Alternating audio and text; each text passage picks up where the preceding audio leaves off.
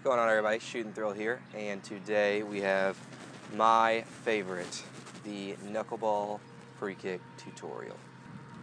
There are 3 very important steps you must accomplish and do right consistently in order to do this free kick correctly and consistently. Before we get started with those 3 things, we'll start with the most basic of all free kicks, the run-up. Run-ups are typically personal preference. However, for the knuckleball free kick, it is actually important to make sure you do it correctly. What I usually do in order to ensure that I do the 3 most important things, which are strike it with the right part of your foot, strike it with the right part of the ball, and follow through correctly. I must have the right angle of run-up. So if my target is the camera, I take 4 or 5 steps back, depending on whatever you like, and then 1 and about a half step to the left. This ensures that when I do run up and plant my foot, I am able to strike the ball with the right part of my foot as well as the right part of the ball. Now that we've got the run up down, we will go on to what part of your foot you would like to strike the ball with. So that is the part of the foot that you absolutely need to make sure you strike it with it. It's more of the instep, and you want to hit that part of your foot with this part of the ball. So that is the part of the ball you would like to strike with your foot.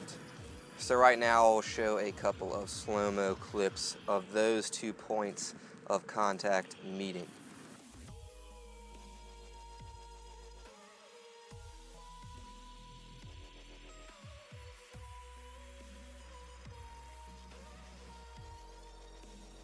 So I hope this gives you a better idea of what the contact of your foot and the ball looks like. So now we're going to go to the most important part of the knuckleball free kick, which is the follow through. If you don't get this right, then you most likely will not be able to knuckle the ball. So I'll show a slow-mo clip of the follow through, and then I will go into detail.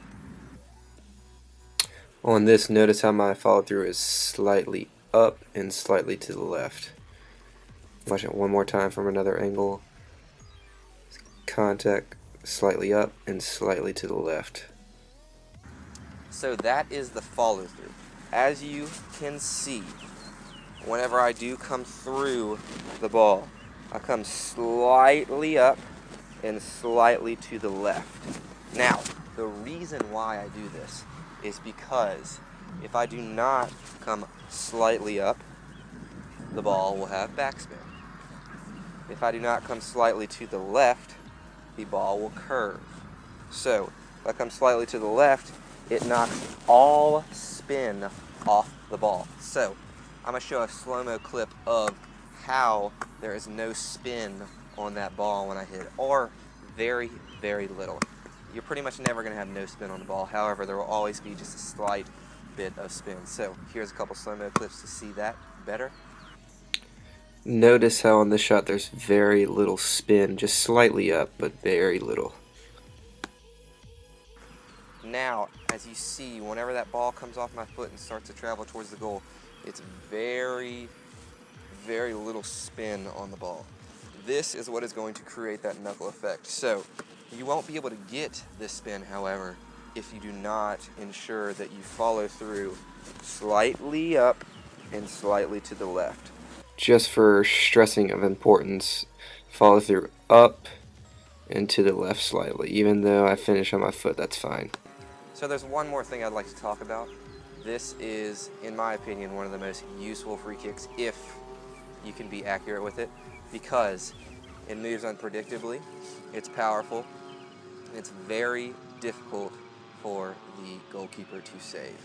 If you can have an unpredictable ball, the goalie is going to have much more trouble saving this. And since it's powerful, that are 2 very horrible things a goalkeeper does not want to see. They do not want to see that powerful shot and that unpredictable shot. If you can combine those two things with this shot, you are going to be a set piece master. So I hope everybody enjoyed this free kick tutorial. Be sure to subscribe, be sure to leave a like, and don't forget, always comment below if you have questions. Thank you for watching.